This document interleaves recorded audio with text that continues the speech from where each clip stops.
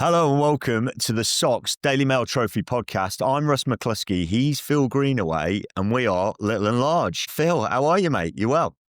Yeah, really good, mate. Really excited to be sort of launching this pod, and just so much good rugby going on around the schools world, and genuinely really excited by the rugby coming up. Every weekend there seems to be an absolute belter of a clash going on. So much good rugby being played around the country, and Friday night light games and Wednesday afternoon games, and Saturdays just seem to be awash with great fixtures across the board. So genuinely really excited. It's been a great start to the rugby term, and long may it continue.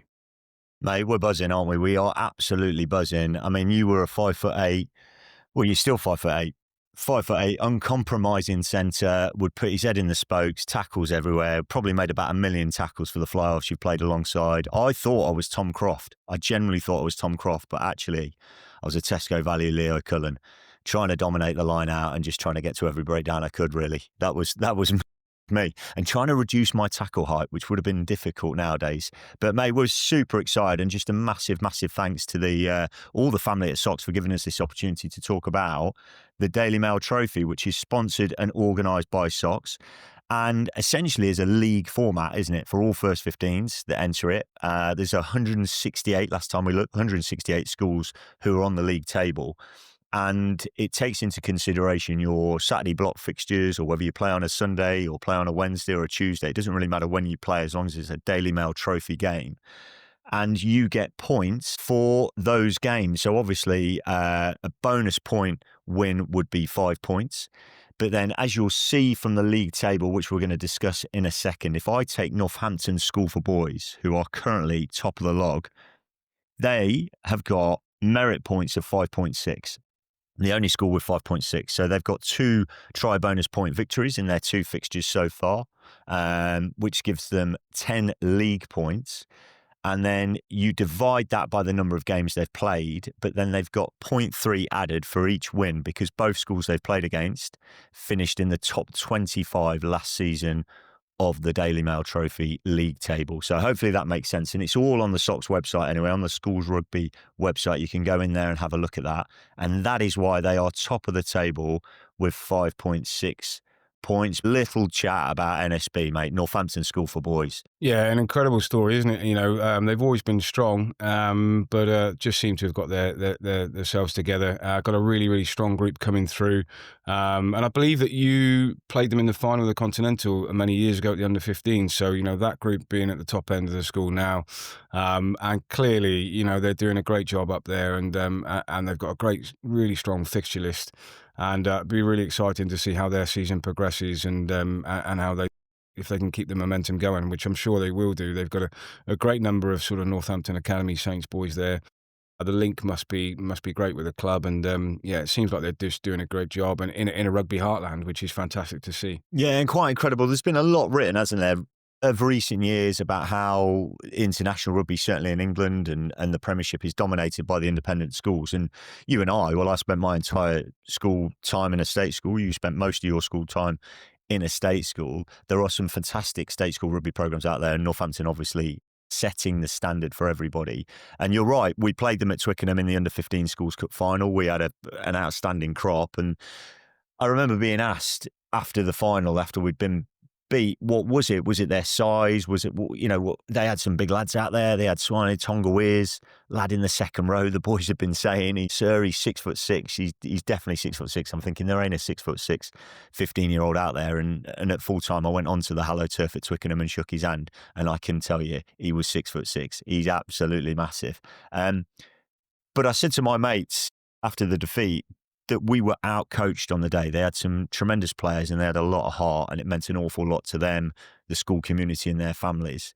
You saw that at full time. But they're just so well coached. They connect with the community game. The boys play on a Sunday down at the club as well, and it's community coaches, it's parent coaches getting in, putting the hours in, and probably putting on lots and lots of extra sessions for the boys, using their time to do it. So they've had a brilliant victory, and those boys are now up a 6th. A brilliant win against Mill Hill, and then they beat Ipswich in an absolute belter as well, 30-17.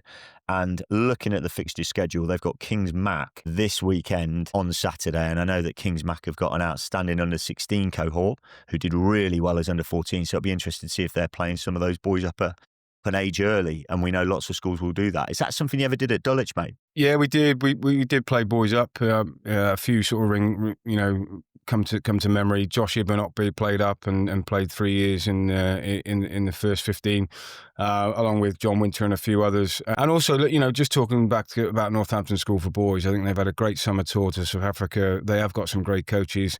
I know that Tom Wood, former England international, I know that his son is in the senior team now, so no doubt he'll be adding his sort of grit and edge to that group, and they'll be a very difficult team to sort of play, and beat this year. And you know what it's like, Russ, once you get on a roll, that winning does become a habit, and it binds you as a group and makes you tougher and tougher to beat, and you just believe that, even in those moments where you're down in games, you'll come back and, you have trust in the system and trust in everything that the coaches have taught you. And they've got some phenomenal individuals in that team as well. So, all bodes well for them. Yeah, absolutely. And while we're on the state school theme, we have to mention that 3 of the top 4 sides in the league at the moment, after 2 games, are state schools. So we've got Campion over in Essex. And again, they've got a tremendous under 16 cohort. So it'll be interesting to know if they're playing boys up into their senior squad or whether they're keeping them together. And then Tommy Ritchie's doing brilliant things. And it's been interesting to see them over the last 4 or 5 years. A school with a tremendous rugby pedigree in a heartland of rugby, if you like. But they've got off to a flyer as well. Mate, did you ever come across Tommy Ritchie's in your time, being from that neck of the wood?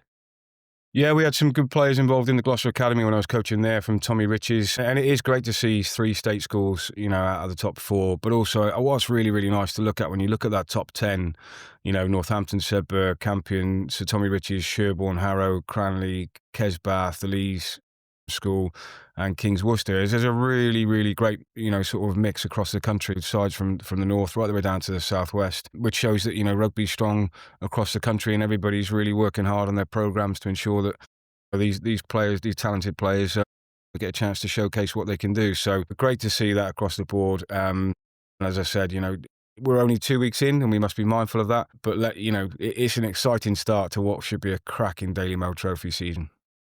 It's going to be brilliant, mate. And just a special mention, actually, while we're talking about Tommy Ritchie's, both of those wins on the road, mate, away to Marlborough College. And we went over there when I was at King's a few years ago. And that is a tough old place to go, to coin a phrase, in a sense of the weather can really come in on that pitch. Beautiful, beautiful school. But a win away on the road there, and then away on the road to Bromsgrove as well, another school I knew well when I was at Magdalen College School, and we used to go up there, and that's a school with a tremendous rugby heritage in the Midlands, and they have got King's School Worcester coming up this weekend. So 2 sides in the top 10 already. That is going to be a belter, and a big shout out to all schools and the Worcester area, because the Warriors are back in town in the champ, aren't they, mate? So you think about that, I suppose, how do you call it? That inspiration piece. It's great to have that professional outfit back in that area. And that area is synonymous with rugby, isn't it? The Worcester region. Yeah, I mean, fantastic that those players have got, somewhere to aspire to go on and where they can play a professional game that's local to them, if that's what they want to go on and do. But yeah, Bromsgrove have got a great rugby history, and the King's School Worcester again doing a great job. And it'll be really, really interesting to see how the Warriors go in the championship, and hopefully they'll provide some inspiration for these young players to come through and access those squads and look at the academy setup and all those things. But, Tony Window's been doing a great job at Bromsgrove for a long, long time. Very canny, very wily coach, and they produce some very, very good rugby players. And it'd be remiss of us, mate, not to talk about second in the league, Sedbergh. Probably a school you know a little bit more about them than I do. The only time I ever coached a team against Sedbergh was at Roslin Park in a quarter-final, and those boys now are up a 6th, and they were... Well, I've never seen a skill set like it. I'd never seen fitness levels like it. But they also factored in a bit of size. They had a lad playing on the wing, and I think he potentially is captain this season for the Sedbergh First 15. And he was enormous, mate, pace and size. But they've got off to a flying start, and they're second at the moment, just behind NSB with 5.4 merit points. Yeah, what you got to admire about Sedbergh is that they're up there year in, year out. They rarely have a dip in their form. And with the change of head of coach this year, so Noxie's done a great job for a long time, and with Sam Moore taking over, the production line seems to be continuing. And like you said, they take real pride in their school. They take real pride in everything they do. They love their sport. They love their rugby. It's a tough place to go and get a win. The whole school buy into it and come out and watch the first team. But their skill set, as I remember watching them play in the sevens, their under 16s group playing the sevens a couple of years ago. Those boys will now be at the top of that school, and their skill set was just phenomenal. Everybody can catch pass. And the brand of rugby they play, the brand of rugby they play is exciting, and they all buy into it. And to play that brand of rugby, you do have to be fit. So I imagine there'll be a lot of fell running up there. My good mate of mine who's up there, Jordan Annett, he's a rugby mad, and it seems to be, the whole school are on that same wavelength. And there's a real aspiration from when, as soon as you join the school, that representing that shirt and representing that badge and representing the school and the local community they take real pride in that. So they'll always be there or thereabout. They've got some tough fixtures coming up because they don't hide from anybody. They play everybody and anybody. It will be great to see how they progress throughout the season. But I'm going to tip them to still be up and around that top three. Come the end of the season. Yeah, I couldn't agree more. And just on that, I suppose that's related back to the format of the Daily Mail Trophy. No doubt, the more games you play, the more chance you have to finish higher up the league. I think you put your head on the chopping block a few more times, don't you? And therefore, look, if you play 10, 11 games in the Michaelmas term, this autumn term, which is when the Daily Mail Trophy League runs, yes, you can win more, but potentially you could lose more, right? So it will benefit those schools who go out there and get the fixtures in, but also the tariff of game. I think Sebba's fixture list, no doubt, they're playing sides week in, week out who finish in the top 25 every year. And actually looking down now, a big win against Whitgift first up, and Whitgift, no mugs. We know that, that. That's a school we've played many, many times. And then an even bigger win against Denston, a side I used to play against when I was at school. So they've got off to a flying start. The attack must be functioning. I mean, I'm looking at this now going, they've scored over 130 points in 2 games. They've sent a message. And then this Sunday, interesting, it's on a Sunday, 2 powerhouses are going to collide, Sedbergh, Clifton. Mate, thoughts on that? I might find out where that is and get in the car. I'm not sure I'm going to be able to convince my wife that's a good idea on a Sunday, with it being her birthday on Thursday. But we'll wait and see. I can only ask the question. Yeah, I mean, that is a mouth-watering clash, isn't it? Because Clifton have done a great job in developing their rugby programme over the last 10 years and have really sort of set a marker down in the southwest and really challenged the likes of Millfield and taken over in the Bristol area from the Colsons and the Bristol grammar schools. Matt Salter and Danny Grewcock doing a great job down there. And again, lots of those boys from previous years now are around playing in the Premiership, playing in the Championship, playing in Bucks Super Rugby. So as a production line, they're doing a great job. That is a tough one to call. I mean, what a game of rugby that's going to be. I mean, that is mouth-watering. And as exciting as any game of rugby out there, isn't it? If you're watching the Premiership final, the skill set that will be on show in Sedbergh versus Clifton College will just be up there. And the standard of rugby is fantastic. Often it comes down to those little moments in those games, doesn't it? A line out not straight, or a scrum penalty that's gone against you. So because both of those teams will just play rugby, and it'll be a great game to watch. I'm smiling just sitting here thinking about it. It'll be a cracking game of rugby. It's going to be unbelievable. And Clifton having a bounce back from an opening weekend defeat to Harrow. So they lost 41-26 on the first weekend. So it's going to be really, really interesting to see how Clifton have bounced back after that. Just talking about Harrow, and I'm smiling as well about that Clifton Sedbergh game. It's going to be a belter, isn't it? It's Sunday. I'm just still trying to work out a way of convincing my wonderful wife it's a good idea to go and watch it on her birthday weekend. We've got Harrow Wellington this weekend. Harrow got off to a brilliant start. They've won 2 from 2, having beat Clifton first weekend, as I mentioned. They also beat Dulwich, your old school, last weekend, mate. Harrow Wellington has been a game for the ages as well, hasn't it, over the years? And the Harrow programme has been something to marvel, really. We've all seen that they've done well in the Schools Cup. They're churning out brilliant year groups back to back to back. They've obviously got And again, you talk about this inspiration piece, Maro Itoje, an old boy of the school. You've got Billy Vunipola, old boy of the school. You've got these people. I remember going to Harrow actually a couple of years ago, and you go into their sports centre, don't you? And there's this massive photo of Maro Itoje lifting the under-20 World Cup. If you're seeing that day in, day out as an aspiring rugby player at Harrow, that is something to behold, isn't it? Yeah, I mean, they'll probably be changing that for the lifting the British Lions trophy after the summer, with him captaining the Lions. But yeah, I mean, fair play to Harrow. They've done a fantastic job. James Melville ties that program together brilliantly down at Harrow School, and there's not much that they haven't won in the last few years, and they've always been strong at the Roslin Park Sevens. Going deep into the Continental Cup and upsetting a few people there, and like you said, their rugby program is just sensational, and they keep churning those sides out. And but Wellington have been around for 30 years at the top of the game, and they're definitely no mugs, and to beat a Whitgift side, by 20 odd points at home is takes some doing, especially with all the emotion around that memorial game, Wellington versus Whitgift. So and Wellington are a good side again. They play a wonderful brand of rugby. The skill set of their backs. I watched some of the highlights of that game, and that is going to be a real clash. Harrow versus Wellington, and two rugby powerhouses going at it at the top end of the game, and I'm sure that will live up to its billing. Again, a mouth-watering clash. And if these fixtures don't excite you, then you're not a rugby fan. You can't be a rugby fan if these fixtures don't excite you. Then there's something wrong. Yeah, and we're trying to shine the light. I suppose the purpose of this pod is to shine a light on a level of rugby. Often we talk about the international game. We've spoken a lot about the Lions recently, haven't we? People have spoken about that in all quarters. The rugby championship right now is just electric, mate. I'm absolutely fixed on it. I mean, the Argentinians beating Australia in Sydney, then South Africa doing a number on New Zealand. So the top level of the game is in good shape, and we know that the international level. And I'll be looking forward to the autumn internationals coming up this end soon.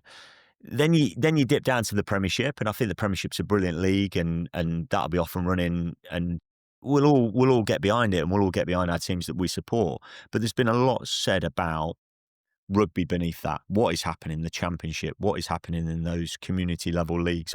I coach a team. I'm DOR of a level 7 side, KCS Old Boys, and it is tough. It's really tough. I was in WhatsApp last night with an old colleague of ours from the teaching community who also coaches a level 7 team, who we happened to get thoroughly thrashed against on Saturday.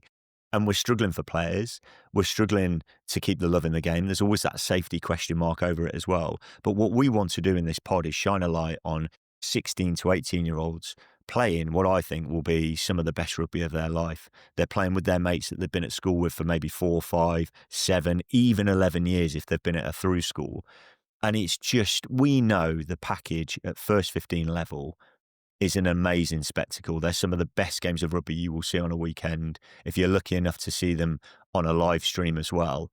And I just think there needs to be more said about this age group, and then therefore we're keeping those boys in the game. They're going off to university. They might be involved in an academy program. And then they're playing when they're 25, 26, 35, 36. I mean, I will tell you this story now. There was a prop on the field for the opposition on Saturday. And I thought to myself, he definitely looks older than me, right? No doubt. But he was strong. Static strength was unbelievable. Set piece was fantastic. Mate, he was 61 years old. What about that? And we lost. Yeah, it's incredible, isn't it? It's incredible, and I'm hoping to turn up for somebody this year, whoever will have me in a second team game in the afternoon, because it's such a great thing to continue to be involved in, even though my body's not quite so sure about it on a Sunday morning. But this, when I look back at my rugby career, I genuinely think that the most enjoyable time of playing rugby was in the first 15 at school, and it was just such a it was such a camaraderie that had been developed. The style of rugby we played suited us, and we generally got better week in, week out. We had some great coaching, but those big fixtures away were just incredible. So to shine the spotlight on the Daily Mail Schools Trophy, which encapsulates everything that's good about all of the game, because as you said, 168 teams involved. It encapsulates everything that's good about the schoolboy rugby game, and hopefully the girls' sport is growing, and maybe next year we might have a girls' Daily Mail Trophy League, which would be fantastic. But 16 to 18 product in the schools is just sensational. Loads of people working hard and doing a great job to ensure that these pupils have a great experience, that they get better, that their rugby experience is positive as possible. But for me, I think that, the standard of rugby at 16 to 18 has just gone through the roof. I remember watching Brighton versus Dulwich a few years ago and just thinking, I mean, that the standard of the game was just incredible that we were watching, and it's gone again. It's gone to another level again in the last, 4 or 5 years. It's just an incredible spectacle for those pupils. If you're a fan, it's brilliant. It's absolutely sensational to watch, and just to see those young men, run around the pitch and execute skills that they've got, and be encouraged to try things. It really is an incredible spectacle, and hats off to all the coaches out there doing such a great job, and all the rugby programs that are, allowing these pupils to come through and develop their skill set and showcase them in such a great way. I think the development of the Friday Night Lights games, it's been fantastic, and hopefully we'll get to cover a few of them in the coming weeks. The Saturday block fixtures are just brilliant when you've got 12, 16, 20 odd teams playing on a Saturday, and then everybody gathers to watch the last 20 minutes of the first team game. It's just incredible, and the programs are great. They're becoming more and more professional over time, and things like video analysis coming in and helping players to understand the game better and learn more about the game. You can't argue that this level of rugby is probably where it's most enjoyable for those boys playing. Like you said, they've probably been at school, some of them, for 10, 11 years together as a through school, but they've developed that camaraderie and love for the school through playing sport and playing rugby for the school. And as I said, the level of program and the level of rugby being played is just absolutely breathtaking at times. It really is. And if we sound excited to be doing this pod, which we are, we're absolutely buzzing to be doing this pod. We're even more excited, as Phil mentioned there, that down the line, and there'll be more on this coming up through SOCS TV, we're going to be commentating on a few showcase games. And I know some of them are Friday Night Lights. And I certainly know at the men's level that I coach at, whenever we put a game on a Friday night, you get a bit more of a crowd under the floodlights. It just seems to lift the standard. And I think you've said it there, mate. There's been an increase in athletic development and strength and conditioning. There's been an increase in video analysis and just the standard of the game. But it's hats off to the coaches for raising those standards and elevating it. In the 20 years I was involved in school rugby, there is no doubt that first 15 now is probably where university first 15 was back then. It really is. School first 15. It is absolutely phenomenal. We're just going to move on to a school. Again, I was fortunate enough to go down to a few years ago for a cup game. Sherburn. Beautiful, beautiful school, beautiful part of the world. Their first team pitch is an absolute cracker as well. Another one where the school community come out and support when given the opportunity. And don't you just love to see that? What a win they had opening weekend against Millfield.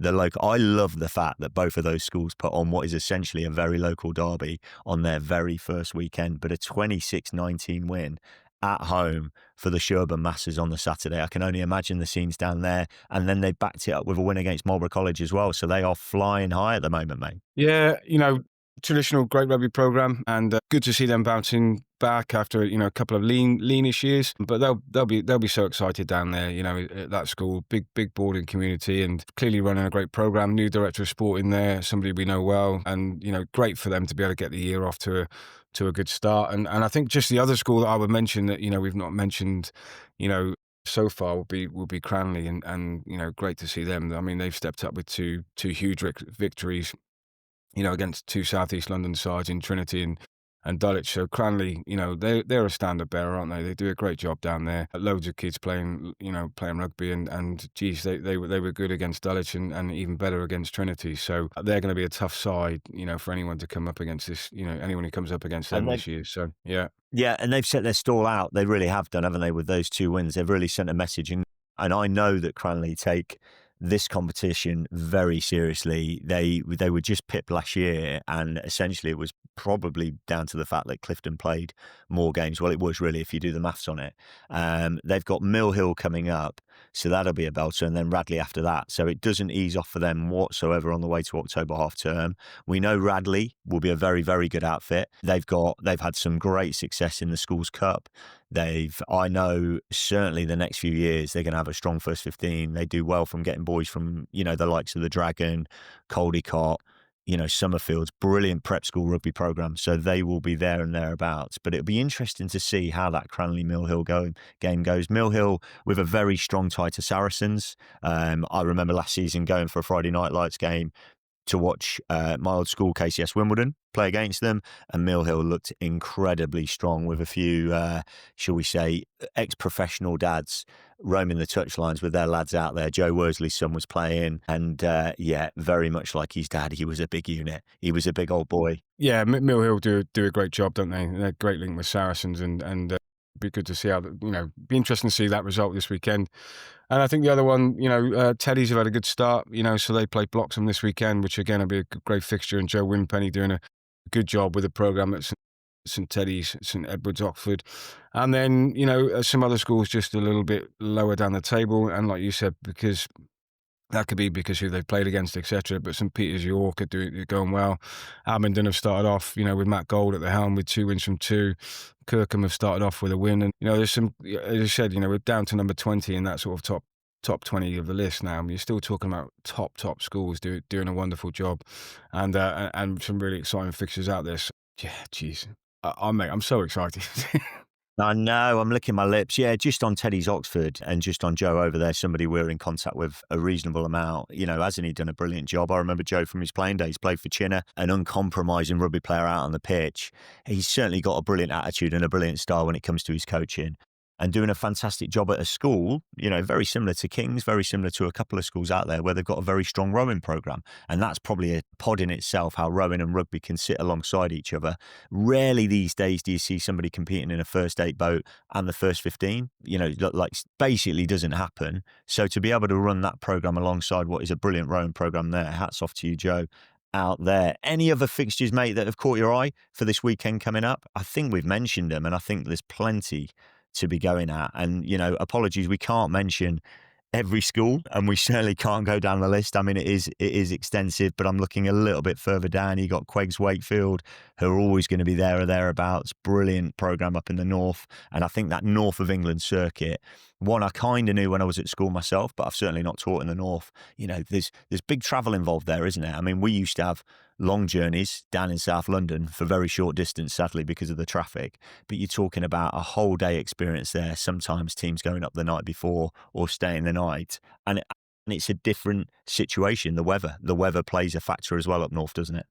Yeah, it does. Yeah, I think the other one that has started well. St Benedict Ealings have had a couple of good wins. So far. So, Zoran and the guys across there at St Benny's doing a good job, and they've got St Albans, I think, this weekend, which will be a good game. And Radley have only played one, so it'll be interesting to see them coming up on the coattails.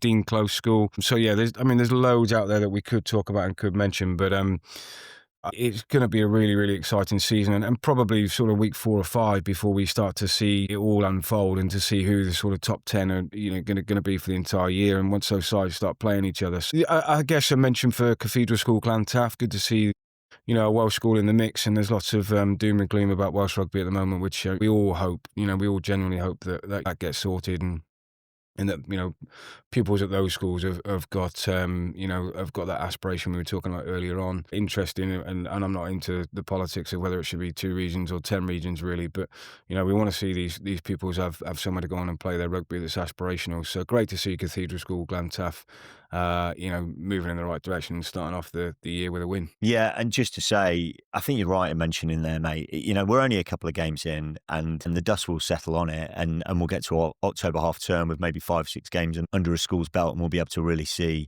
who's making a statement, really going for it. But then, of course, October half term can be 2 weeks for some schools. Often schools have a complete break. You have St Joe's Festival around that time as well. So it does feel as if it can be split in 2.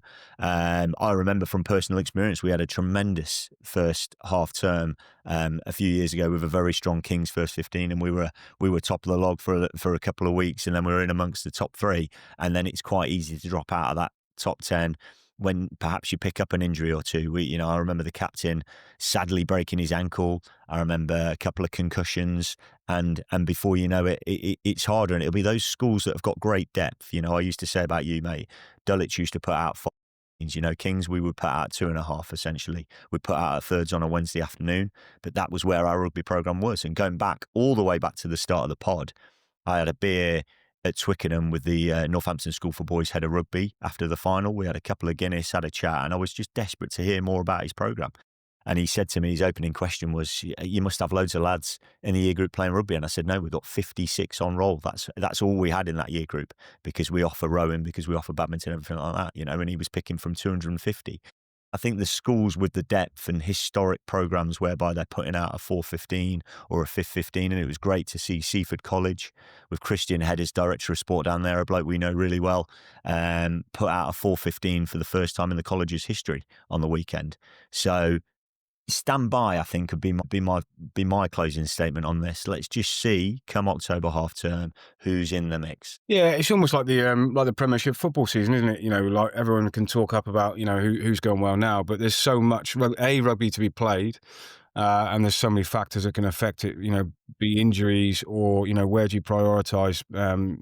Because there'll be cup fixtures, there'll be St Joe's and other things that will maybe take away players, and when do you rest players, and how do you make sure everybody's getting a good rest and at the peak of their abilities come Saturdays and come the Daily Mail Trophy games. So it's a real challenge, and that's why I think this trophy is such a special one to win, because it's a test of longevity, and it's not every 3 weeks you got a cup game. This is week in, week out. You are playing the very best sides on your circuit, and you are challenging yourself at the absolute top, every single week, and that's a big challenge. Whilst combining, your academics, your A levels, some of those pupils will be involved in school plays, they'll be involved in music, they'll be involved in trips, everything. So to keep those pupils at the top, over the course of a whole Michaelmas term, which is a brutal term, it's the longest one in the school year. I think that that's why, for me, I think the Daily Mail Schools Trophy, if you go on and win that, then you've clearly done a great job and deserve everything, because it's not, like I said, just on the bounce of a ball in the semi-finals. And this is a week in, week out, absolute ding-dong fest against the best schools, on your circuit. And, I was chatting to Guy Ayling, that, who's obviously head of the HMC rugby committee, taken over from Tony Jackson. And we were talking about the health of school rugby. We believe that storm may have passed a little bit, and now rugby's on, this upward curve. And looking at the sides involved in the Daily Mail Schools Trophy, and how many teams are involved, you'd be buoyed by what you're seeing now in the school rugby world. You'd be happy to go along to any of these fixtures on any Saturday. And to your point there about Sean Thompson and Christian doing a great job at Seaford College and getting a 415 out, good on them. It's great to see. Absolutely fantastic. Yeah, and I think the beauty of working alongside SOCS with this project is we've got the data and we've got the stats. There is no doubt that schools rugby is on an upward curve. And I suppose from me and you, mate, to people in senior positions and senior office like Guy Ayling down at Mount Kelly, chairing that rugby HMC subcommittee, just thank you. Thanks for the positive messages, and to keep the sport alive. And as we said before, and we'll keep banging on and saying it again, that 16 to 18-year-old age category of rugby is some of the best and most exciting rugby you are likely to see. Yeah, absolutely, mate. And, look, if you want to hear more about it, you check out schoolsrugby.co.uk. That's where you can go and pick up all the fixtures. You can look at the table. You can look at the up-and-coming fixtures. You can look at the form guides for everybody. And really, really exciting. So get yourselves on there and check it out. It's a brilliant website and really easy to navigate. But get yourselves on there and have a look at. And, just to that point there, if you're wondering why you are where you are on the table, again, there's an explanation on there for all the bits that Russell went through earlier in terms of the points and how that's all worked out. And then also, if you think you should be higher up the table, then make sure your results are in and accurate, and make sure that you contact the guys at SOCS and liaise with your opposite number, just to make sure those things are accurate. And, and then you'll see your true position in the table. Try and get them as early as you can. It used to be a bugbear of mine as a director of sport, waiting for results to come in on a Saturday. Not that it was all about results, but you always wanted to see how your first 15 had got on as a true sort of measure of your programme. So Yeah, make sure you get onto the schoolsrugby.co.uk and check out the Daily Mail Schools Trophy. Brilliant, mate. Well, listen, awesome talking school rugby with you. Awesome talking the Daily Mail Trophy, and excited to review it all next week. Yeah, can't wait. Thank you so much for that. Listen, we've had a great time talking about it. Really excited to see the weekend results. But we're gonna wrap this up now. Please make sure you subscribe to the pod. Make sure you check out the website. And he's been Russ McCluskey, and I've been Phil. We've been Little and Large on behalf of SOCS and the Daily Mail School Trophy. And we really, really hope you've enjoyed our first episode. And we look forward to catching up on a weekly basis, talking all things school rugby and all things Daily Mail School Trophy. Have a great weekend.